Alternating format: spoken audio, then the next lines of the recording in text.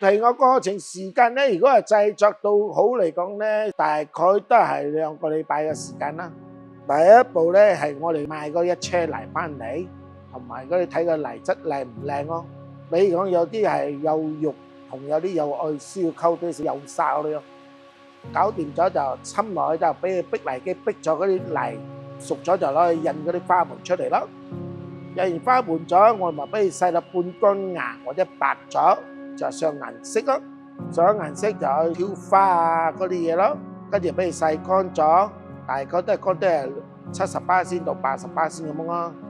搞掂咗咯，有個老師傅慢慢就開始從個龍窯搭個花盆上嚟，搭到滿咗啦，跟住我哋就封個窯門咯。個龍窯個頭嗰度就開始放嗰啲烘去乾，自己攞個手去摸一摸睇濕唔濕個感覺咯。如果係乾咗就第一日嘅時間，隔日咗我哋咪再開始燒咯，由頭到收成為止24粒鐘咯。